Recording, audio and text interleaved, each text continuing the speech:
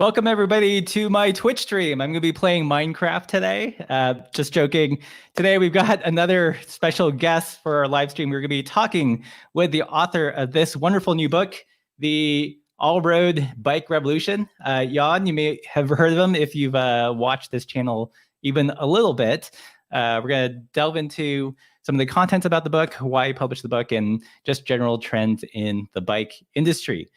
Before we get going, I do want to say thank you to our Patreon supporters. You guys keep the lights on, even the super cheesy LED one in the back. And if you want to keep seeing this content, consider supporting us on Patreon.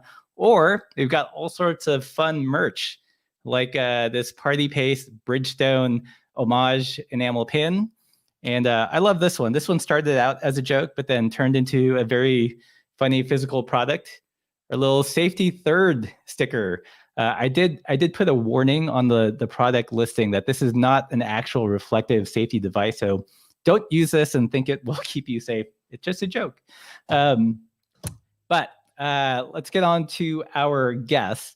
I want to kick this off by saying I think we live in some really interesting times in terms of bike design, especially the all-road bike or road bike. It's breaking out of the traditional silo that it's been previously confined in. And a lot of that has to do with the vast variety of tires we can now choose from.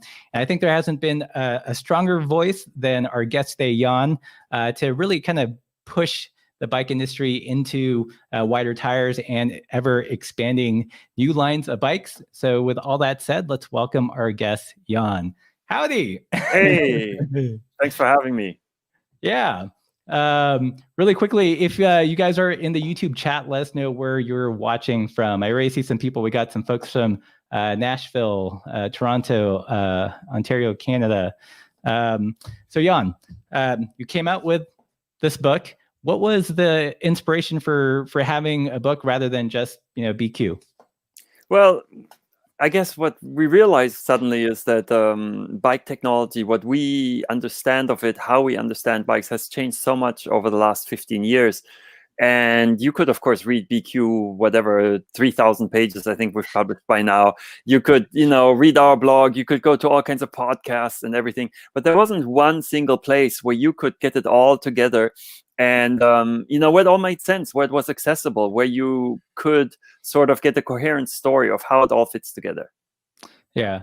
Yeah, I know that there was some discussion about the book on our Discord server, and someone framed it really well and said it's kind of like, all your favorite BQ articles in one kind of place. So if there was someone that you were trying to convince of something, you didn't have to reference, so many issues. You just gave them the book. Yeah, and the other thing is our understanding has evolved. So if you read the 15-year-old article, it's not all current anymore.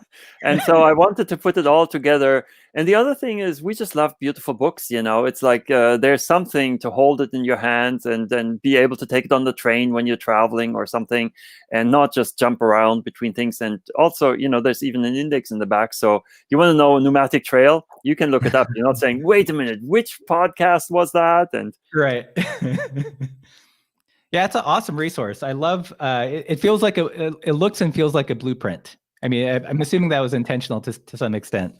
To some extent, yes, absolutely. It's like, how do you make a bike? Right. Yeah. So who do you think this book is for? Is it for the hardcore BQ reader, someone new to cyclists, an experienced cyclist? Like when you were writing this book, who was your target audience?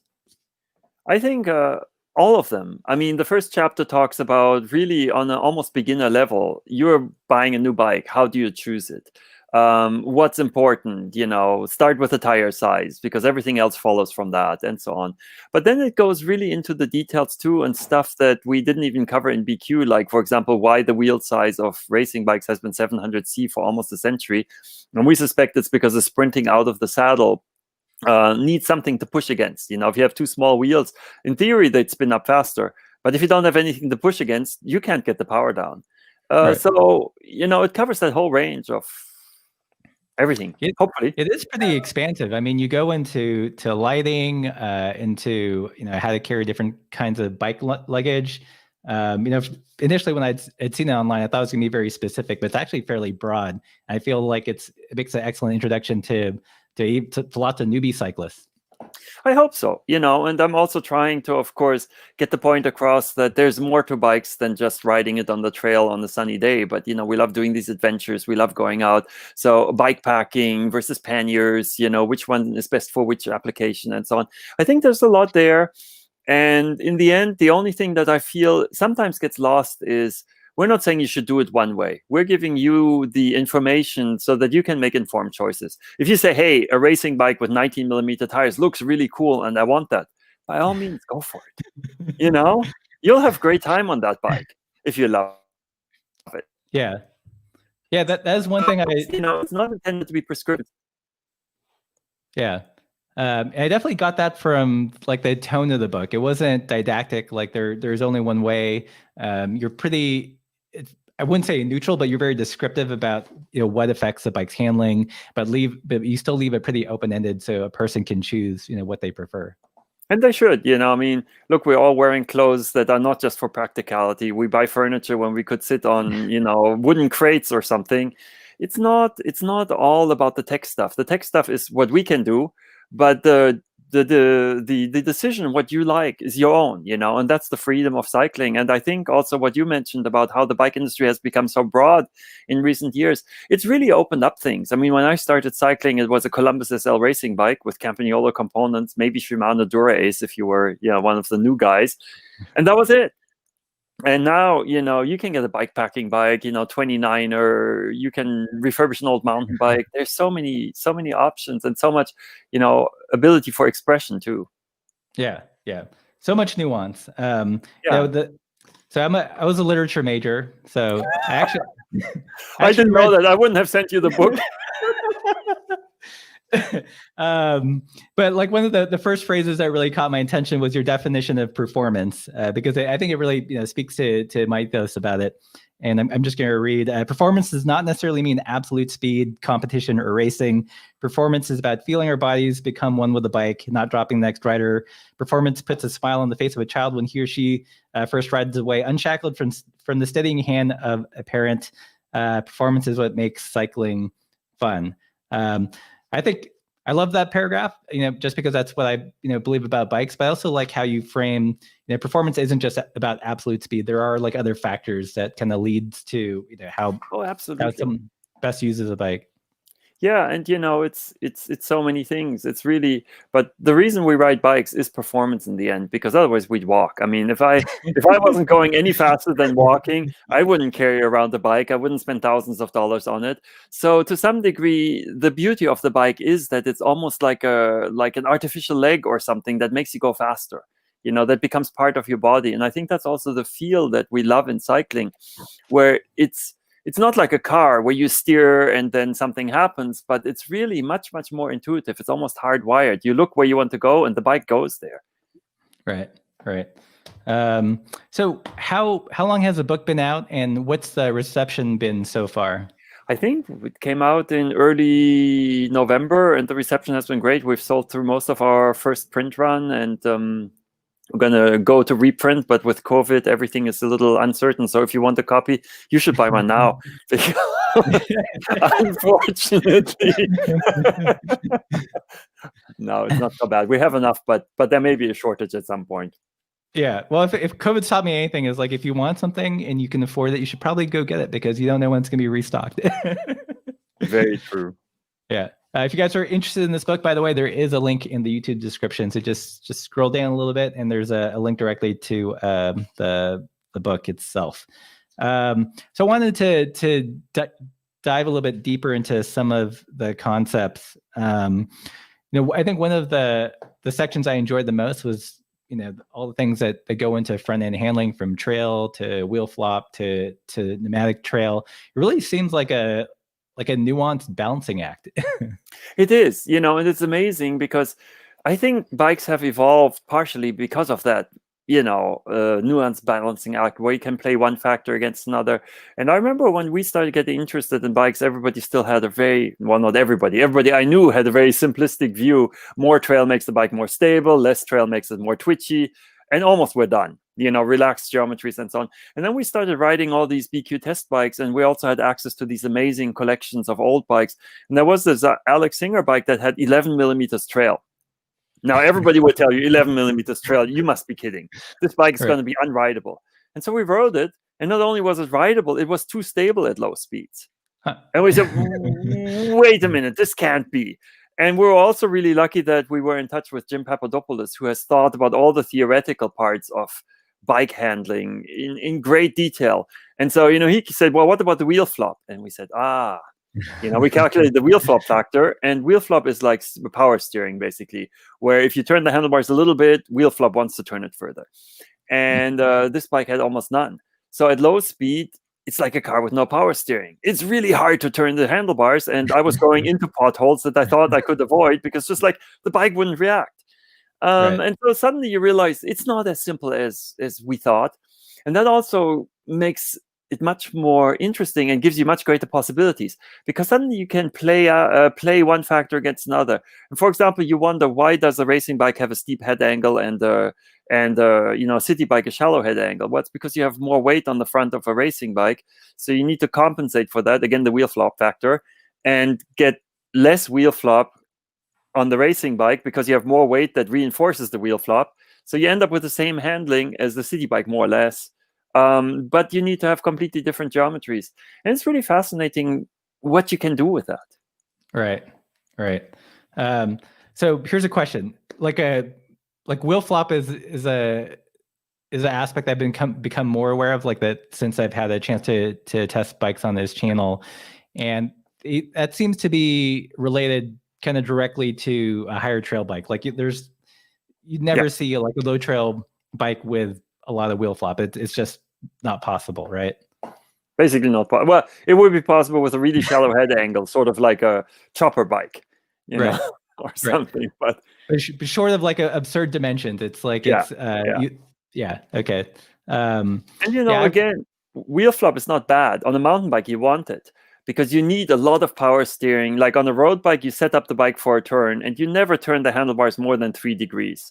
On a mountain bike, on technical terrain, you're arriving at a 90-degree turn, and you turn the handlebars not quite 90 degrees, but close, within a split second.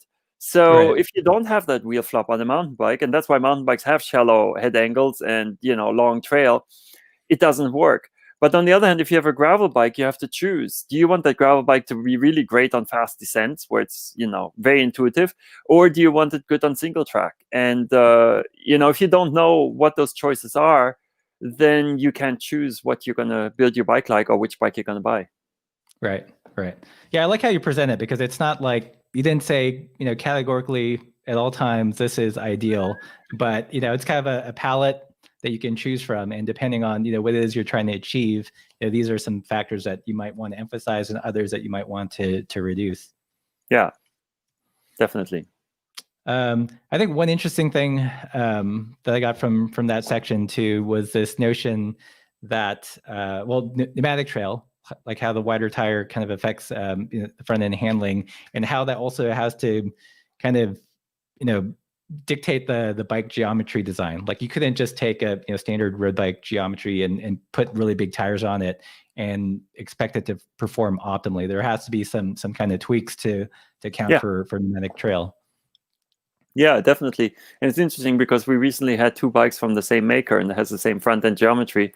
And one is a racing bike with 30 millimeter tires, and the other one was an all-road bike with 50 millimeter tires. And I love the racing bike. But the all-road bike, if the corner suddenly tightened, it was quite a handful to get it to tighten that corner because of that pneumatic trail. It was much more stable, too stable in fact. Whereas the racing bike, same corner, just does what you want to do. Right.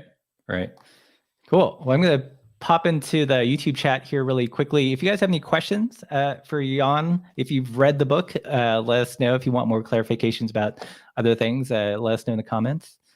Let's see. Holy cow, we got everyone from everywhere.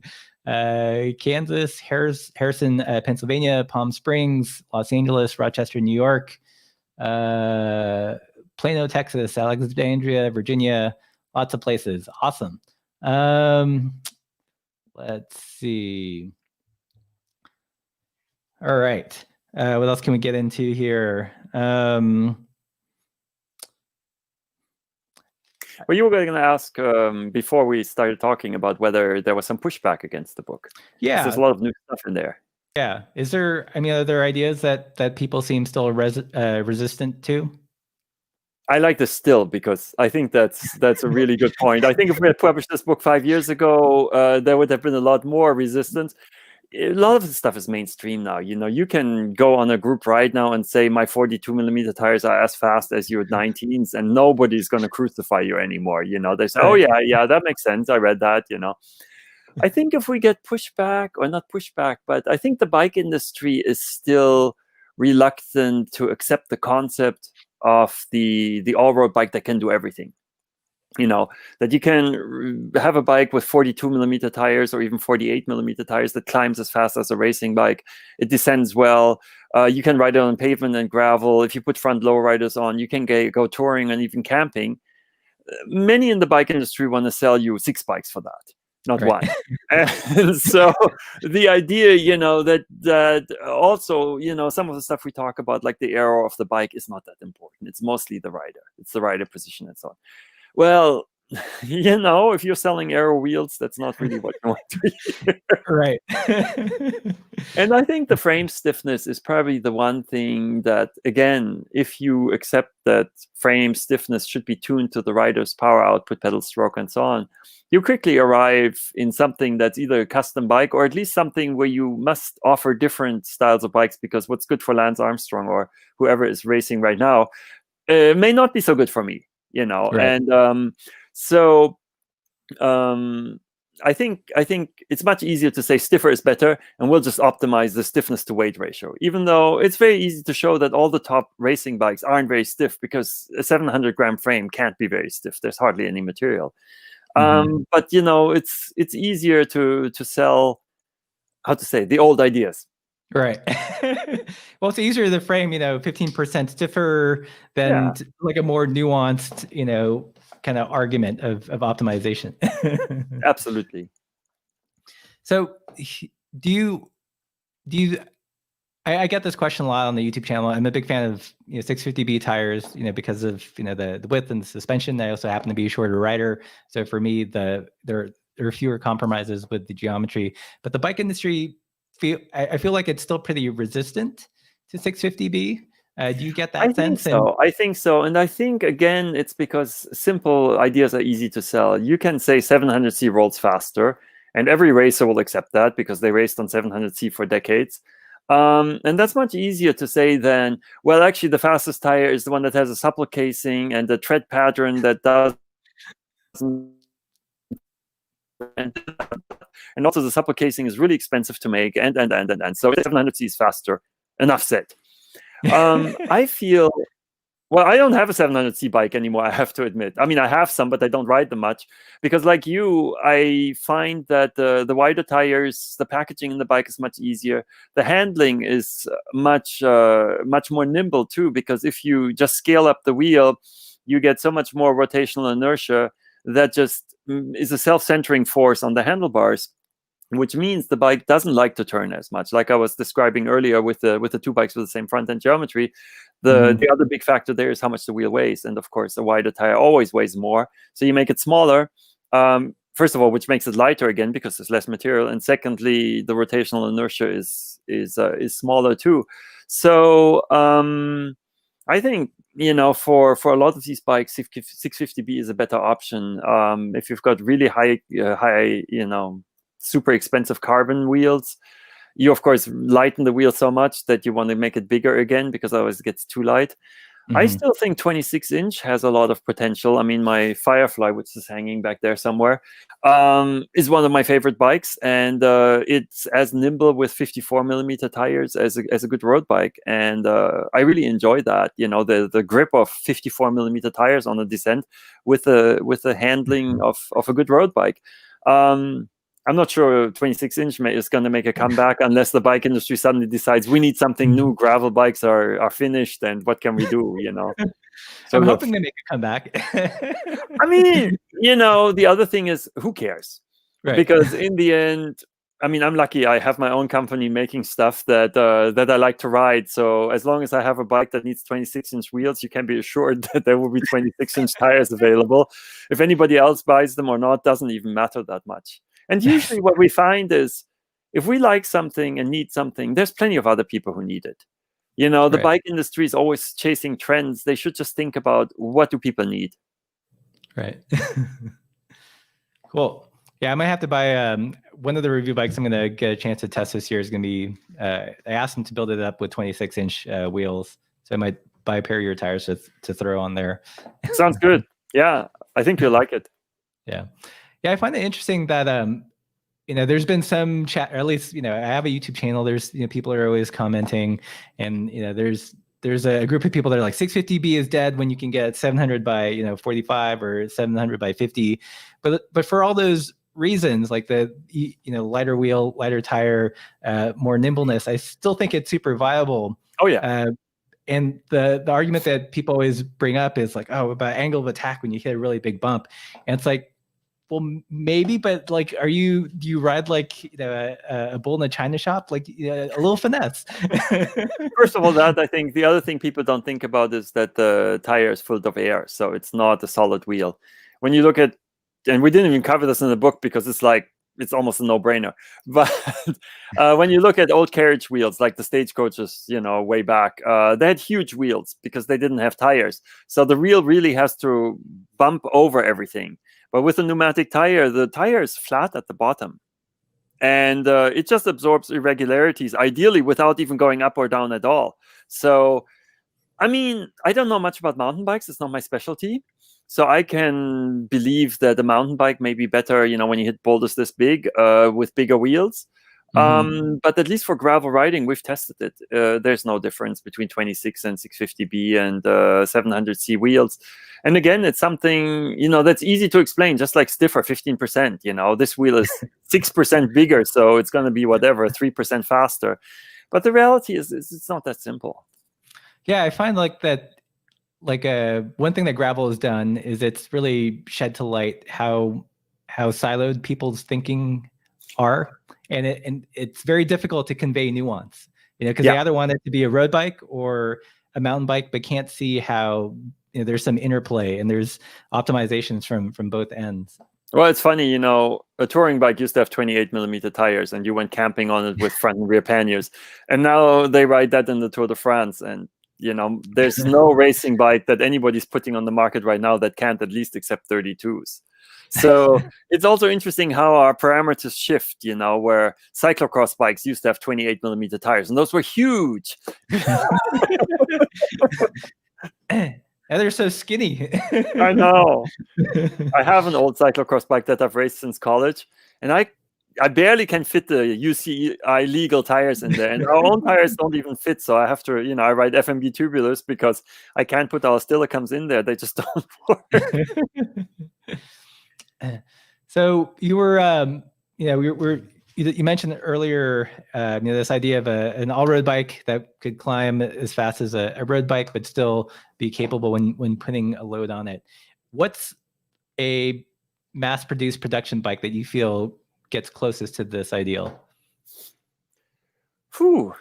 I think there are lots. I think there's so many that I can't even tell you. There's all kinds of price points. Like, we were really impressed with the Surly Midnight Special. I haven't ridden the most recent one, but back then, because it seemed like everything in the Surly universe was sort of maybe almost by accident aligning, like a lunar eclipse where just like everything aligns perfectly and suddenly the moon is gone. In this case, it was the opposite, where suddenly this bike was shining, where before there were some Surleys that, they were great, but only for certain purposes. And this was one where I thought I could do almost anything on this. At the higher end, I think some of the Opens are really, really nice bikes. Even though they're too race-oriented, they don't dare to put braze-ons or whatever glue-ons on the fork because, somebody might think this is not a performance bike because you can put a lowrider on it or something. Right. The Salsa Warbird was really nice. Sort of a knockoff on the Open, but with more capabilities for carrying stuff. And then there's a lot of, some of the crust bikes, the what was it called, the canty brake. I'm sorry, I'm drawing a blank. Yeah. The most recent low trail bike was just, it was basically built like some of the custom bikes we're riding. Yeah. And I would say it had 95% of the capabilities of that. And so, I mean, the world is a great place now compared to 20 years ago, where, as you say, you had the choice between the mountain bike and the racing bike, and maybe some sort of touring bike that accepted 28mm tires if you were lucky. And Yeah. so we are so lucky. Yeah. That's definitely one thing with the whole gravel trend, which I really appreciated, is it used to be that if you got a bike with braze-ons, it was going to be heavy and didn't have performance in mind and had a tendency to be overbuilt just for to cover the bases in case someone put too much stuff on it. But I think with at least with the last couple of years, gravel bikes have kind of blended that, where you can have a bike with some carrying capability, but it wasn't a long haul trucker. Yeah, absolutely. No, and I think that's brilliant. When I see, like, we had a test bike with 50mm tires that was like 17 pounds. Not that that's really important, but just that it exists. Right. It's not like that bike is much greater than a 20-pound bike, but the fact that people are putting the same effort into the top of the line bikes as, because, like you're saying, in the old days, the touring bike was always like at the lowest price point and sort of the stepchild of the line, where the junior designer who didn't have anything better to do was let loose to stick a few braze-ons on, and that was it. And so that really the bikes for adventure, for non-racing, for just riding everywhere are taken seriously. I think that's a big step forward. Yeah. I do think, however, that there's a little bit of a reversal coming on. Like we're seeing more like aero gravel bikes. They're stripping away all this beautiful utility we had in the last like 4 or 5 years. So I'm hoping that's not going to be the entirety of all future gravel bikes, but it's an interesting thing to watch. It's interesting to watch, and I don't know. I mean, on the one hand, yes. On the other hand, Envy just came out with their adventure fork that has all kinds of features and so on. I see more and more provisions for generator lighting on, carbon bikes. I mean, 10 years ago, people would have laughed when you said, I want to put a generator hub on my carbon bike. They say, what's this about? So I think it's going both ways. I mean, clearly everybody wants to do something new, and gravel bikes are not so new anymore. I think, the all-road bike, and that was one of the goals of writing the book, was, just showing people also this is here to stay. This is not just some fad, that's this year's. But I think the all-road bike, just as an idea, is not going to go away, because it can do things that just you couldn't do before. Right. So let's near the back. You have, or I think it's in the middle, you have some sample geometries, road bike, cyclocross bike. I think one of the interesting sections that jumped out to me was when you start to define what is like a gravel cyclocross bike versus a monster cross bike. Can you dive into that a little bit more? Yeah, it's a little bit what I was talking about earlier, when you have to optimize a bike, whether it's a road bike that's for high-speed descents or whether it's for technical terrain. And I think the industry has done a really poor job in distinguishing the two, partially because, of course, they want to say you can do everything with your bike. And then, of course, the next moment they try to sell you 6 bikes for every kind of purpose. But, if you do the mountain biking kind of stuff, you need a mountain biking kind of geometry, because you need mountain biking kind of handling. I mean, it's not like mountain bikes are stupid. They're great bikes for what they're for. It's just if you're doing a 200-mile gravel race, you don't want to be on a mountain bike, because, you're not going to twist the handlebars 45 degrees. And so that's why I use the term monster cross bike for the more mountain bike terrain inspired bike, and then the all-road / gravel bike for the more road bike. Because when you look at a bike like my Firefly, it's really a road bike. It handles like a road bike. It does everything like a road bike. And when I did take it in single track, it was not ideal. Of course, you can do it. It's, underbiking in a different way. It's not the narrow tires, it's the geometry. But on the other hand, nobody on a mountain bike can stay with that bike on a twisty gravel descent, because I just, have much better feel for what's going on at that speed. So I think it's a distinction that people should be aware of what they want. Yeah, I do think to some extent the bicycle marketing has done a disservice in framing it as a bike that rides single track as equally well as like a road and a gravel road. Because I've ridden some where it's like, it's essentially a road bike, and it totally sucked on technical single track. But in their launch video, someone's doing roost and hitting double jumps, and at that point, like I feel like they're stretching the narrative a little too thin. I think so. And it's really interesting when you take the same bike to the same corner, like, a really technical, especially steep downhill sort of hairpin at 2 miles an hour. And, it's interesting because I can't stay on the trail on the Firefly, and on the Monster Cross bike, I go around no problem. Right. Same guy, it's not like my skills suddenly have gone up or down one way or the other. And it was really amazing when we did that, because it's like, what's happening here? What happened? And again, the other thing is the Monster Cross bike has really high trail, and yet it's much more nimble at low speeds than the low trail, all-road bike. So, there's a lot there. And I think the more we understand that, and that's why we wanted to provide also this blueprint, as you called it, at least this explanation of everything, how it fits together in the book, so that people can think about it and then move forward. Because in the past, it was all intuitive. I don't think the people who built the British style touring bikes with the shallow head angles knew it works. We've always done it this way. Let's keep it. The French randonneur bikes had the steep head angle and low trail. And again, it's not because anybody knew really what was going on. It just worked. But if you want to extrapolate forward, it's really good if you know why that is and if you can explain it. Yeah. Cool. So we're at the half-hour mark. I'm going to jump back into the YouTube comments. Does anyone have questions for Jan? Let me know. Or for what? Or for me. They hear me all the time on this channel. They're probably tired of hearing from me. Let's see. So HN asks, does Jan know if when the noise canceling tread will come to the rest of the Reneers product line? Can you explain the noise canceling tread for those that don't know? Oh, yeah, the noise canceling tread. So we started making knobbies because even though on most terrain, really, you can ride slick tires because it's like rocks slipping on rocks, and it's not really the tread pattern that anchors you in place when you're on loose gravel. But, in mud and other things, you really need knobs. But I was always bothered, especially like the best knobbies have really small knobs and really widely spaced. Otherwise, they just clog up with mud, and you have a slick tire that's made out of mud, which is worse than a slick tire made out of rubber. So we made the knobs bigger, and we calculated all this, how much space we need, and so on and so on. And we ended up with a knobby tire that basically rides on pavement like a road tire.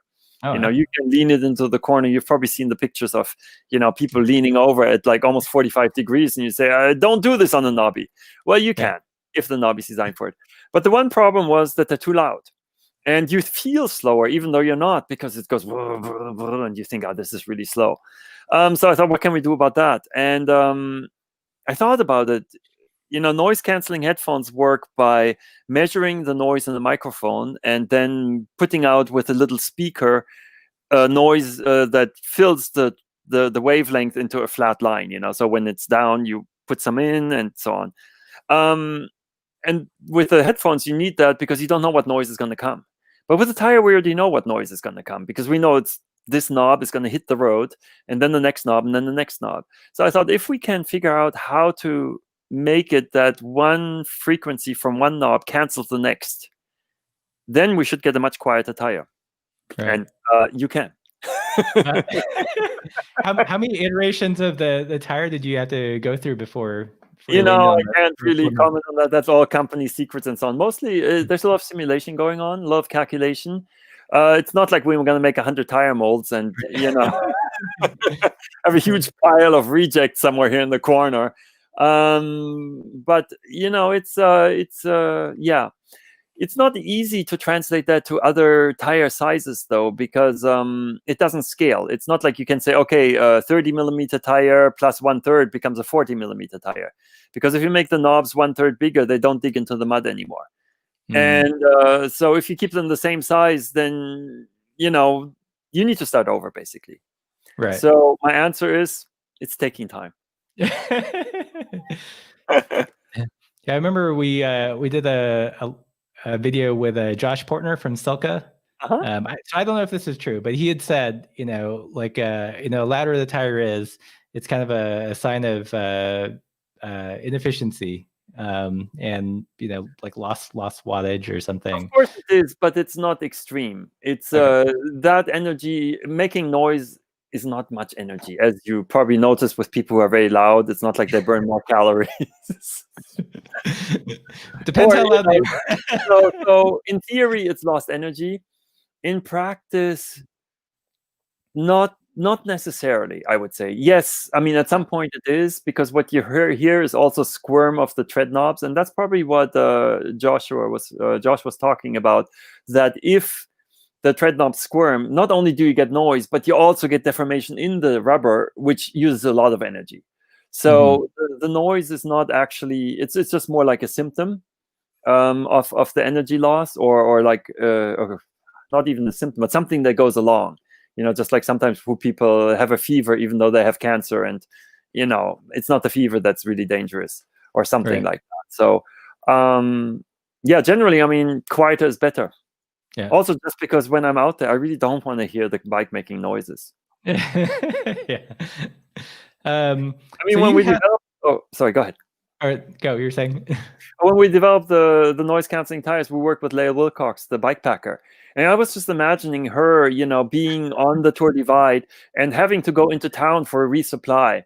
And she's descending this paved road from a mountain pass at night, and there's a full moon shining, and it goes brrr, and I'm just thinking, how beautiful would it be if it was quiet? Yeah. And so that was sort of the inspiration. And she said, yeah, absolutely. And so we did it.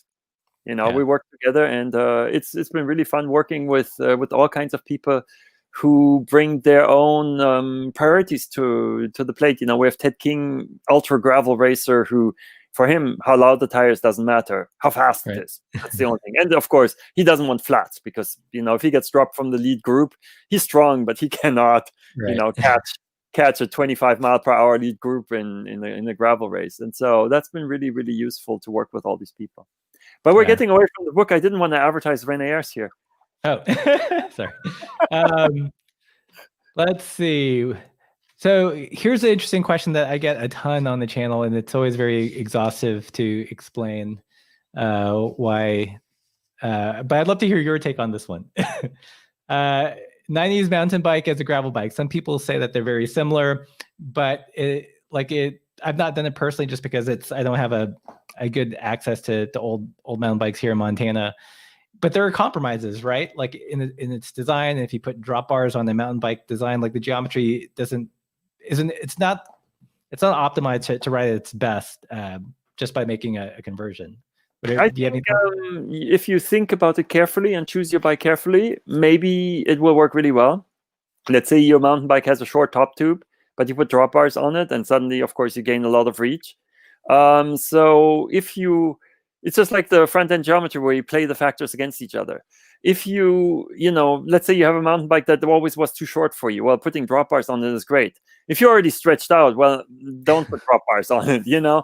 So I think there's a lot of potential, and there are a lot of people who make some pretty amazing bikes out of old mountain bikes, but it's not a no-brainer. It's not just like slap some fast tires on, and the other thing is what you want to do with it. I mean, if you want a racing bike geometry, it's maybe a little different. But if you want something a little more upright anyway, maybe having, the mountain bike with a more upright position and so on, it can be a really good choice. I think it depends. Unfortunately, usually they're not so expensive, so experimenting doesn't cost you an arm and a leg. Yeah. Let's see. So we got a question here. For those in the Seattle area, any plans of, I don't know if he's asking you, or what's your event calendar? Or do you think events are going to happen? Or are you going to be hosting a meeting I'd love again?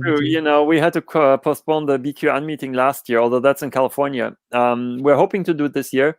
Let's hope so. I mean, generally, it's fun to do some rides once in a while, and we usually do them we call it unmeeting style, which is just we publish a time and a date, and anybody who shows up can go. and you're sort of on your own. Like there's no support car, there's no no sag wagon, and also no fees. It's just sort of a ride with friends, and it's really a fun format. That's probably the one thing I miss the most about this whole pandemic. Yeah. Let's see. So going back to the book, you mentioned Ted King. Ted King wrote the foreword. How did you come to know him and get him to write the foreword for the book? Well, he had been riding Renair's tires for quite a while on his private bikes. And then he came to us and said, hey, sort of, I'm interested in tires for gravel racing because the competition is getting stiffer, and he wanted sort of, I think, the advantage you could have, but we didn't even have tires back then because how to say, if you're riding in the peloton at 25 miles an hour, you don't see where you're going. It's dusty and you hit big rocks all the time.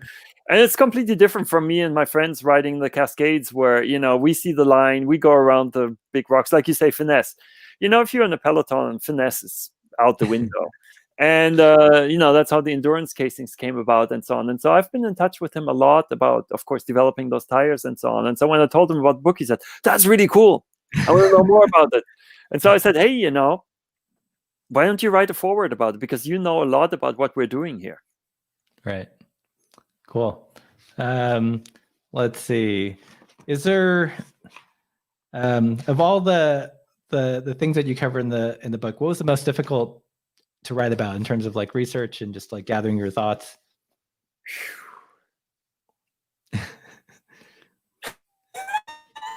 It was all not so yet track of 250 pages of stuff, so that you don't say things twice, or how to organize it and all that. And yeah, I don't know. It was all fun too, though, because you suddenly, even for myself, you suddenly think about how does it all fit together, what does it all do, and so on. And so I don't know. It was good.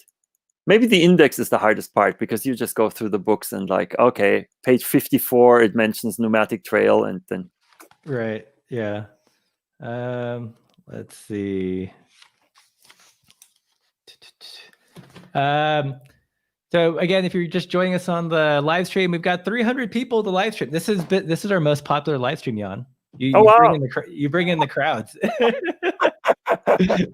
Not sure. Maybe it's just cold and rainy outside today. That's right. And there is a pandemic going on, so.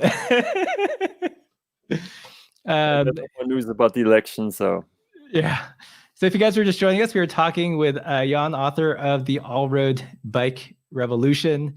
I don't know if you've gotten this yet. I get this all the time on the YouTube channel. When I talk about gravel bikes, I get every bike is a gravel bike. Has anyone said every bike is an all-road bike to you yet? Or is that coming? No, but when I started riding on gravel, I was on 20mm tires. It was just by accident. A friend of mine and I went on our racing bikes in the winter, and we decided to follow the end to the road to the end. And then there was a gravel road that continued. And we looked at each other and said, let's go. So yes, every bike is a gravel bike. Yeah.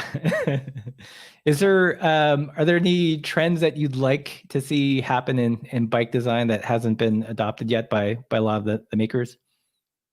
I think I would like more versatility.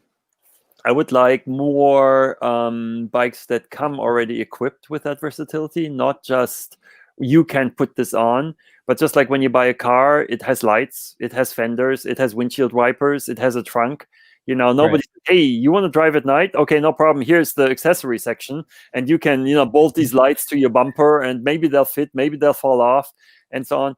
But I would like to see more, inspired, basically taking bikes seriously, not just toys. Right. That's a good point, because I've test ridden many a bike with eyelets in the fork, and when they actually try to fit a rack, like I have to use any manner of spacers and bend things. So yeah, to have it like either custom fit, so it's just it's going to work together. You don't have to play that guessing game of is this rack going to work with this fork? I mean, I think on the other hand, the sort of tinkering is also fun, where you take an old bike like those old mountain bikes and you make them into something that was never intended, and it's your vision. I think both have a place, so I don't want to see one at the expense of the other. But again, I think having both would be good, where, if you were going to do the Tour Divide or something, you can just go into a shop and say, I want the bike for it, and that's it. Maybe you change the tires. All right. So in the book, you talk a great deal of tires, and let's talk a bit more about that section about how wide of a tire is too wide. And it turns out pretty you can go pretty wide. Yeah, I mean, I think the biggest problem is just fitting the tire. The reason a fat bike is slow is not because the tires are so humongous. Although we haven't tested that, so I'm a little bit here. But mostly just because the drivetrain gets so wide and the chain has to go around the tire somehow and all those things, and suddenly you can't make a performance bike anymore. And so I think that's why we're seeing sort of 55 millimeters is maybe the limit of where you can still have a performance bike. And otherwise you get into mountain bike cranks, which have a wider Q factor, and sort of you have the duck-footed pedaling and stuff like that. So, but I don't know. I mean, there's potential. The other question, of course, is how wide do you need? At some point you get to diminishing returns too. We always think bigger is better, but we don't need monster trucks. Yeah. Again, it's that issue of like nuance and optimization. It's very easy to go, more is better, but dialing it in seems to be the tricky part. Yeah. Let's see. All right. So we've got 320 people here. If you guys have any questions, leave those in the YouTube comments below. If you're joining us just recently, let us know where you're watching from. And again, we were talking about this book. I'm a literature major, and I actually read portions of this book at least twice, just to clarify some things. And I found it pretty enjoyable. To be honest, when you emailed me and said you're going to send this book, I didn't know how accessible it was going to be, but I find it like really, really friendly and approachable to read. You do a dive into things like trail, pneumatic trail, head tube angle and everything, but it's presented in a way that's easy to digest. It's not like walking into a bike shop with a really snooty mechanic talking down to you. It's explained very well, which I totally appreciate. I think we have to give credit there to my editor too, Natsuko, who made sure it was approachable, but also she did the production, she did the design, or she worked with the designer and also with the illustrator. And I think the illustrations really add a lot to it because they're a little bit more whimsical. Too often I feel these technical books have these, circular illustrations that look so serious. And in the end, you can't even see what's going on anymore because there's so many circles and things. And having something a little more whimsical, which also allows to express what's going on, I think adds a lot of sort of fun to the book. And I mean, that's the part I enjoyed most, is seeing all these illustrations coming back. I sent some very rough sketches to the illustrator and then got back things and, we fine-tuned it. But seeing that come together was really, really fun. Yeah. Yeah. For me, whenever I see too many graphs, as a literature major, my eyes gloss over. So it's nice to have some drawings. So who was the illustrator and how did you end up working with him? He's Miyoshi, and he's a Japanese, and Natsuko knows him from cyclotouring, actually. They went to art school together, and he became a famous illustrator. And fortunately, we even get a slight discount. Nice. He's a great guy. He's toured the Silk Road in Kyrgyzstan and things like that. So it's also good, you want somebody who understands what you're saying. Because if it's just an illustration for them, it's very, very difficult to get across what really we want to show. Yeah. Let's see, where are we at on time? We've got 10 more minutes. If you guys have questions, let's see. We've got Kyle Hoover from New Jersey, Stephen Patton from Virginia or West Virginia, Dean from San Francisco. Let's see. We've got Waldo 1000, who is halfway through the book. Pleasant read. I like the distinction between all-road, gravel, and the walkthrough of geometry between different bikes. I did enjoy that section a lot too. I feel like in some ways, people present bike geometry as this mystical, arcane thing that only very few people can understand. But I think you do a fairly good job at parsing it out for the layman. Because I was very, very concerned writing that chapter. I thought, oh my gosh, this is pretty complicated stuff, and I wish we could just say more trail makes the bike more stable. Right. Cool. Let's see. So Kevin, we did touch on this. He said he said, please ask Jan about the future 650B. This year, I'm seeing several cycling articles and forums claiming we're coming to an end for 650B. I mean, do you get this sense? Should we be stockpiling on your tires in 2021? I think tires will be available. I mean, I think the main reason is how to say, like 26, 27-inch. Some people may remember fell by the wayside partially because there weren't many people who really loved their 27-inch wheel bikes. You can still get tires for them, but the choice is pretty limited. But I think 650B, which was really dead, I mean, there were only a few old French bikes.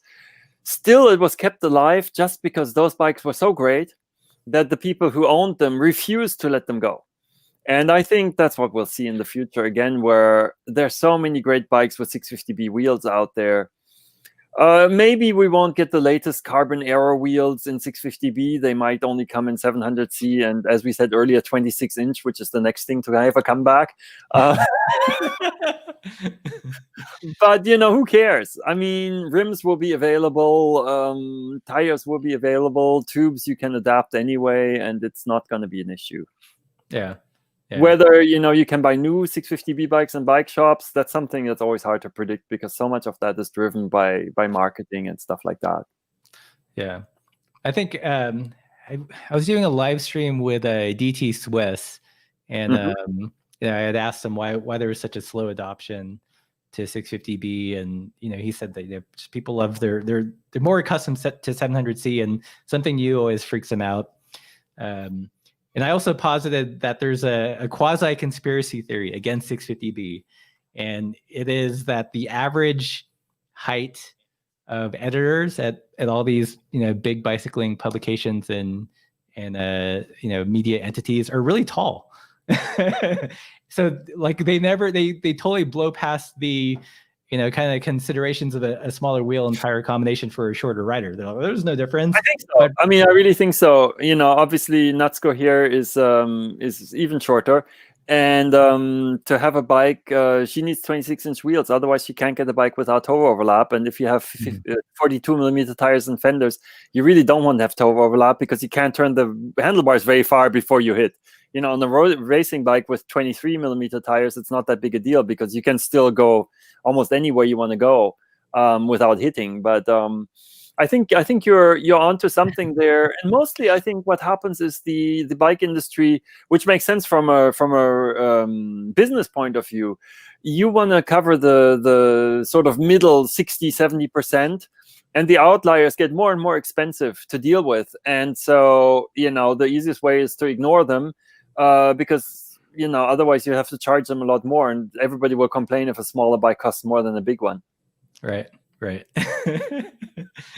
I'm glad you see some merit in my conspiracy theory, because every time I read like an article about 650B and I know the editor is like 5'10", and he's just like, they're just so dismissive about it. But like I've ridden so many small bikes in the geometry. But I ride 650B wheels. So yeah. I think part of it is what they are.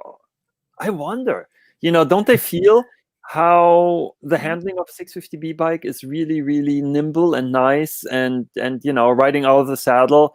I mean, the extreme was we once had a Roland not Olf, which one was it? Maybe Olf, which had the monster tires, 86mm. It was great. But riding out of the saddle, you couldn't rock the bike. It was impossible physically. You were like riding a horse where the horse weighs 5 times as much as you or 10 times, and you can't move the horse. You can guide it. Versus a racing bike where, it's all about moving the bike under you. And if you want that with wide tires, you have to decrease the wheel size. And yeah. So here's a good question from Velo Obscura. He asks, if 650B are beneficial for short riders, do they have any drawbacks for very tall riders? Only if you are a tall rider who wants a bike that's more stable than Russ. And stable sounds so positive, but stable means also you cannot adjust your line in mid-corner. You see the pothole and it's like, okay, I'm going to hit this pothole.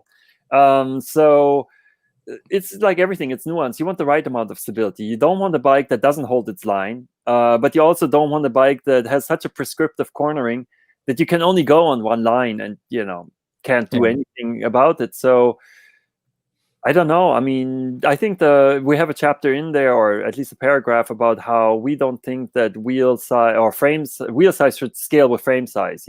Some people think big bikes should have bigger wheels and so on, but it's not that simple. Otherwise, tall riders would all be faster because you just scale up everything 10% and they go 10% faster. Cool. All right. Well, I think we're getting to the top of the hour. So this was guys, fun.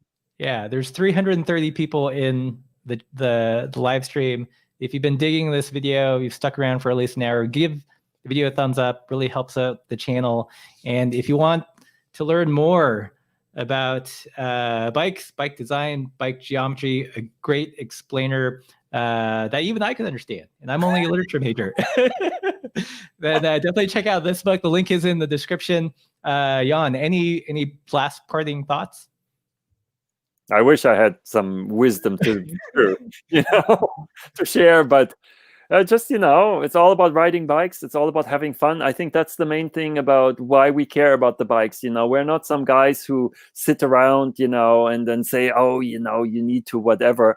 But it's more just when we're out there, we don't even want to think about the bikes. The bike should disappear just like my shoes. If I think about my shoes, it's usually because something bad is happening. Right. Nice. Cool. Well, on that note, thank you, Jan, for joining us today. I'm going to take us home here.